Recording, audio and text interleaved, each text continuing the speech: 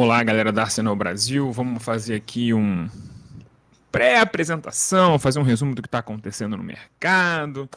Coisa rápida só para atualizar o que está acontecendo e talvez alinhar algumas expectativas, algumas visões, só para a gente entender o que está acontecendo. Vamos lá. Tudo indica, né? Todos os jornalistas mais bem informados do mercado já trouxeram essa informação.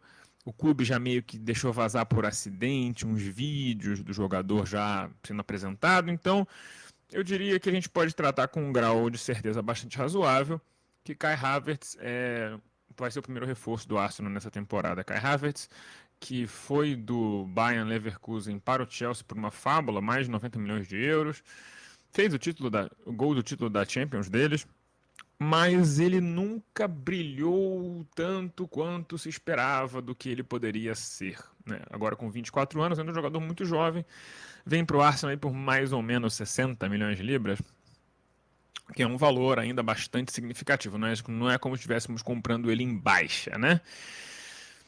E aí, uma característica muito interessante do Havertz é que ele mesmo se define, e ele mesmo reclamava de quando jogava no Chelsea, que ele não é exatamente um centroavante, né? A grande capacidade que ele tem é para criar e infiltrar na área, sendo um segundo homem, né? Então, tudo indica que o trabalho dele no Arsenal vai ser fazer a posição que era do Xhaka, né? De volante pela esquerda, meia esquerda, como preferir, certo? O que gera um problema de talvez balanço defensivo para o Arsenal, porque assim, o Xhaka muitas vezes tinha que fazer bastante trabalho defensivo e essa não é a característica nem do Havertz, nem tanto do Odegaard, que é o nosso outro meia, né, pela direita no caso. Então, é, é normal que o torcedor fique um pouco apreensivo com essa ideia, acho muito ousada, um pouco futebol manager, mas é bom lembrar que o City joga assim, né? O City joga com Gundogan e De Bruyne, né? Espremer o adversário de uma forma ainda maior parece ser sempre o plano nesse tipo de estratégia de jogo que o Arsenal adota, né? Que a visão de futebol do Mikel Arteta que não é tão distinta assim da do Pep Guardiola. Então, não me surpreende, e aí quando você olha para as características do Havertz, você vê que ele é um cara extremamente competente na pressão ofensiva. Ele é um cara muito dedicado, muito eficiente, muito tecnicamente, taticamente astuto nesse posicionamento. Então é uma contratação que faz todo o sentido do mundo.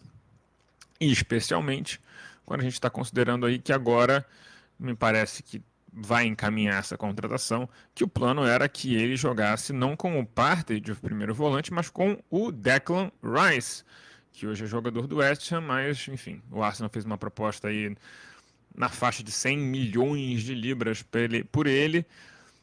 O Manchester City, que aparentemente estava afim de competir, não estava muito afim de competir, né? Acho que queria dificultar o negócio para o Arsenal, que é do jogo, faz parte, não acho antiético nem nada, mas não sei se até que ponto eles realmente queriam o jogador, porque eles têm outras prioridades, né? Eles parecem estar muito interessados em fechar negócio aí com o Josko Gvardiol, que é um zagueiro pela esquerda, que é uma coisa que eles realmente precisam muito, no estilo do que eles jogam. E também custaria nessa faixa de 100 milhões de euros, então assim, não é pouco dinheiro, eles têm dinheiro infinito, mas não é tão infinito assim, né? Eles não podem gastar 600, 700 milhões por janela. Então, não porque eles não tenham, acho que porque fica feio. Mas enfim,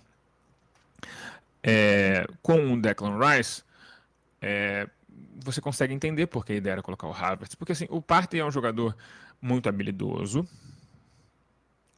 que sabe, que é muito hábil em fazer a gente sair de trás, ajuda muito a gente nesse sentido da transição, mas na transição defensiva, ele não é exatamente assim a grande potência da humanidade, né? Ele não, raramente você vê ele dando piques, você vê ele fisicamente dividindo bolas, ele é um cara muito mais técnico do que físico.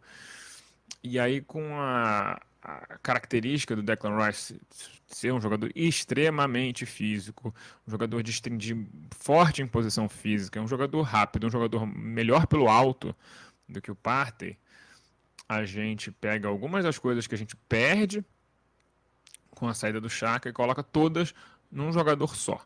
Né? Ele faria uma espécie de patrulha à frente dos dois zagueiros, enquanto os laterais que invertem podem construir melhor o jogo. Né? Tanto o Zinchenko quanto o Ben White. E aí, quanto o Tomiasso, quando ele voltar, imagino que ele vai jogar de lateral esquerdo, que ele vai ser o reserva do Zinchenko nesse esquema. E até mesmo do prospecto aí de contratação do Jurgen Timber, que é zagueiro pela direita do Ajax hoje, e parece também estar com uma negociação bastante avançada, que faz todo sentido. Ele é muito parecido com o Ben White, nesse quesito de ser um cara que consegue jogar de lateral direito, de zagueiro e de volante. E, inclusive, ele tem mais rodagem de volante do que o próprio Ben White, que jogou poucas vezes de volante. E eu acho que ele acaba sendo mais... são jogadores um pouco diferentes nesse sentido. Acho que o Ben White ele é melhor para dar aquele suporte para o Saka, de fazer ultrapassagem, de fazer um cruzamento. Isso não seria tanto do Timber. O Timber seria mais um jogador de controle, de ficar ali pisando no meio campo junto do Zinchenko e ajudando a empurrar o time adversário para frente. Mas, de qualquer forma, é uma excelente contratação porque permite que a gente venda o Tierney e o Holding, que são jogadores que não se encaixam no nosso elenco mais, por uma série de motivos, e que a gente possa ter um batalhão ali de jogadores bem razoável. Né? A gente teria o Gabriel, o Zinchenko e o Kivior para a esquerda, o Saliba, o White e o Timber para as duas posições da direita, e o Tomiasso como um grande coringa ali para todos. Me parece que 7 talvez seja o suficiente para uma temporada, considerando que a gente, né, teve só 6 nessa temporada. Ainda tem a questão do Declan Rice ser cobertura para a zaga, se necessário, numa emergência. Então, o Arsenal vai encaminhando um novo look para o seu elenco. Parece que, de fato, esses alvos que eu citei, né, Havertz e Rice estão muito adiantados, o Timber enfim, já foram abertas as conversas com o Ajax. O Arsenal ainda teria interesse no Lavia, que é um jogador que caiu com o Southampton, mas é um volante que mostrou que é muito bom de bola, muito talentoso e tudo mais, tem muito para evoluir, tem apenas 19 anos, então pode ser uma coisa ali de deixar o Jorginho mais uma temporada e preparar o Lavia para conseguir ter mais minutos, não só não nessa temporada necessariamente que está vindo agora, mas na outra, quando ele vai estar mais maduro e mais taticamente evoluído, e ele pode fazer tanto a de 6 quanto a de 8 e ser digamos assim, o primeiro reserva do meio de campo em geral. Lembrando que a gente tem muito mais jogos, a gente vai precisar de muito mais rotação, e o nosso elenco do tamanho que era, com a quantidade de jogadores confiáveis que a gente tinha, as nossas pernas acabaram ali lá pelo jogo 30, 32, né? Não conseguimos nem fazer os 38 jogos de Premier League no máximo. Agora nós temos pelo menos mais 6 jogos da fase de grupo da Champions League que nós temos que levar muito a sério. Temos as Copas Nacionais que se espera que levemos mais a sério. E assim, considerando que a gente está no pote 2, é mais do que provável que a gente continue nos mata-matas de competições europeias, se não da Champions League, que seria obviamente o ideal, a gente caia pro mata-mata da Europa League. Acho muito difícil que a gente fique em quarto no nosso grupo na Champions League. Então, estamos falando aí de muitos mata-matas europeus na segunda parte da temporada. Precisamos de pernas, precisamos de nomes, precisamos de profundidade nesse elenco, que tem um 11 que eu acho muito bom, e eu acho que Havertz e Rice são um upgrade em relação ao Xhaka e ao Partey por uma série de motivos. Eu acho que o Havertz no lugar do Xhaka faz com que aquelas infiltrações que o Martinelli queria muito espaço para o que o Xhaka fazer, elas vão acontecer com muito mais qualidade, então a gente pode esperar mais chances perigosas saindo desse tipo de esquema ali na nossa esquerda. E o Rice é um jogador muito fisicamente mais confiável do que o Partey, né? Um jogador, Partey que, embora seja um bom jogador, em alguns momentos o melhor volante da liga, ele consegue manter esse alto nível por muito pouco tempo da temporada, né? E aí você pensa assim, vou ter um ativo que ganha 250 mil libras por semana para ficar no banco e jogar 10, 15 jogos por temporada, porque é o que o corpo dele aguenta, ou eu vou aproveitar que a Arábia Saudita está louca para comprar jogador e aproveitar que, inclusive, o fato do Partey ser um muçulmano recentemente convertido se tornar a contratação dele mais atraente do ponto de vista dos sauditas, e vamos tentar vender ele logo, fazer um dinheiro onde a gente não esperava fazer, né? Estão falando de 30 milhões de euros para o Partey. Eu acho um negócio fantástico, porque a gente estava já considerando que ele ia sair de graça daqui a um ano e meio, dois. Então, é uma possibilidade de né, fazer um dinheiro onde a gente não esperava. Eu acredito que outro lugar onde a gente deve fazer um dinheiro aí na frente é com o Nketiah e o Balogun. Me parece que com Trossard e Havertz como opções para o Gabriel Jesus, eu acho muito difícil que o Nketiah tenha muito espaço.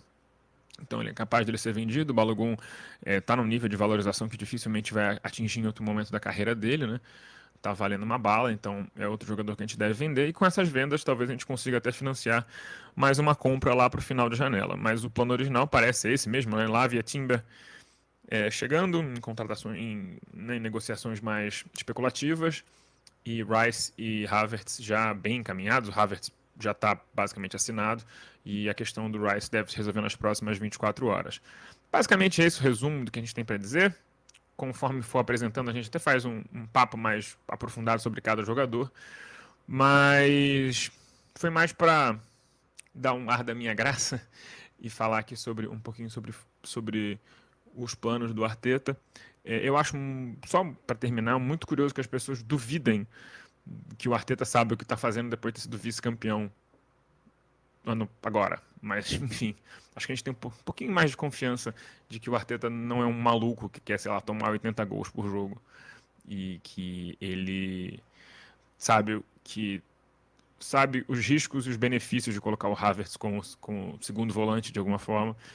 E, e os benefícios superam os riscos. Mas, enfim. É bom que nosso 11 inicial vai estar tudo pronto para a pré-temporada.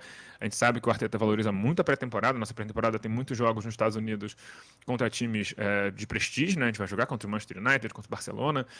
Então é legal jogar bem, jogar com um time completo e mostrar a que veio na próxima temporada, que não vai ser fácil, vai ser tão difícil ou mais difícil do que essa. Porque temos mais jogos, mais desafios, enfim. É isso aí, galera. Até a próxima.